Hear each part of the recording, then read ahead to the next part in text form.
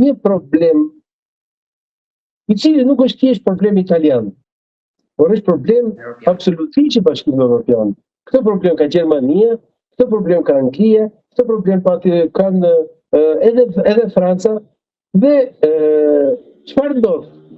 Këto vende, para këtij problemi, janë bërë tabelqitje dhe janë bërë vaska ku ka filluar të zhvillohet fryma e ekstremit djathtë. Dhe ekstremi djathtë në këto vende ka filluar të gjenerojë opinione që mund të marrin të drejtimin e qeverisë ose destabilizojnë qeverinë.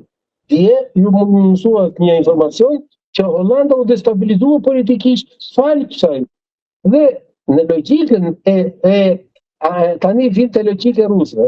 Natyrisht logjika e rusëve funksionon që të prodhojë në një habitat të caktuar frymë anti. Dhe ku vite fryma anti tashmë në Shqipëri? Nuk po them në Hollandë, ku rrjedhimi i fuqizimit të ekstremizmit të djathtë u destabilizu Holanda, po vjen tani në Shqipëri. U bën një takim që ishte një takim ku gati gjithë funksionarët më të lartë politik në Evropë u bashkuan në Tiranë. Që ishte komiteti politik i Evropës. Dhe nëse tani do hapesh në këtë periudhë retorikën e përdorur edhe nga Partia Demokratike, krahas edhe rrjeteve sociale, flitej që Gjermani po mbështeste dhe anglezi po mbështesnin Ramën, dhe kjo u shpreh në mënyrë taksative dhe nga Berisha nëse do keni qartë, sepse këta kishin interesa materiale në Shqipëri. Sepse atyre ju duhej që Rama të firmoste marrëveshjen e emigrantëve dhe për këtë arsye ata mbështesnin Ramën.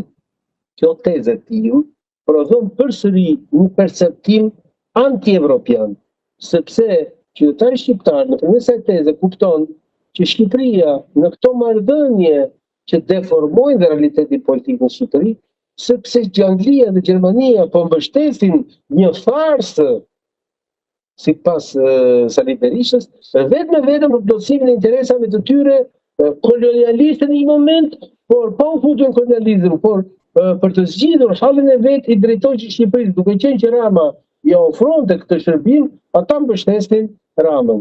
Pra, përfundimisht, kancelari gjerman mbështeste farsën në Shqipëri, mbështeste shkeljen e ligjit në Shqipëri, mbështeste manipulimin në Shqipëri, vetëm që Rama të jepte mundësinë që emigrantët nga Gjermania, ashtu si i solli Italia, të sillte edhe Gjermania. Kjo tezë prodhonte brenda militantëve të Partisë Demokratike një frymë absolutisht anti-gjermane, që do thotë anti-evropiane.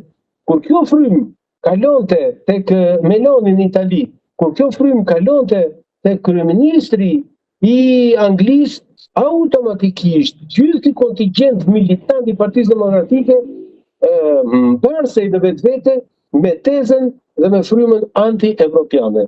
Kështu që në një gjë kaq të thjeshtë, thash dy raste për të kuptuar që në një gjë kaq të thjeshtë, e cila në moment të parë duket sikur motivon retorikën, në përpavi të saj prodhohen në faktor të tillë ku në një vend të lindin fryma anti-evropiane, në një vend tjetër fillon perceptimi anti-amerikan, sepse të gjithë këto struktura e shohin Shqipërinë si një faktor i cili në instalimin e diktaturës brenda vetvetes mbështetej nga këto shtete, të cilat tek Shqipëria nuk shihin absolutisht demokracinë për të cilën Sali Berisha dhe Partia Demokratike po luftonte dhe po sakrifikonte në Shqipëri, po shihin thjesht interesa të ngushta.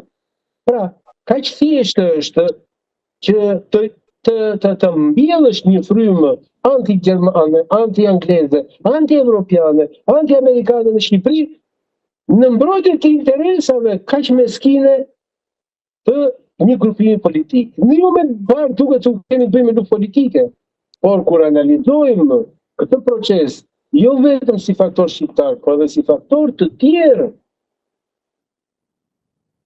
të cilët ne i mbledhim nga lufta ose nga ndryrja amerikane në Shtetet e Bashkuara të Amerikës në sjellje, nga ndryrja amerikane në Gjermani, nga ndryrja ruse në Gjermani, nga ndryrja ruse në Angli, nga ndryrja ruse në Francë. Mos harrojmë që në këto vende është ngritur me të madhe kjo tezë mbi ndryrjen ruse. Një faktor tjetër që përsëri ka të bëjë me ndryrjen ruse është rrjete të tëra ose faqe të tëra të prodhuara si faqe interneti, të cilat prodhojnë fake news. Dhe fake news në vetvete nuk është gjë tjetër veç se interpretimi gjysmë i vërtet i një të vërtete. Kur një e vërtet transmetohet në gjysmë të vërtet, prodhon frymë. Dhe fryma vjen në antitezë me një realitet i cili duhet përcaktohet ashtu siç është. Kur ai bëhet objekt i disa goditjeve në shumë drejtime, automatikisht prodhohet një perceptim i gabuar populist mbi një fenomen. Dhe në këtë rast, përsëri kemi një ndryrë ruse. Dhe që të marrë unë si rast, nëse një ministër, i cili mund të jetë ministër i suksesshëm, po minimalisht është një pa implikuar, bëhet objekt i disa faqeve, të cilat mbi një strategji të ndërtuara nga një zyrë, por goditet nga drejtive të ndryshme, automatikisht kjo figurë është neutralizuar.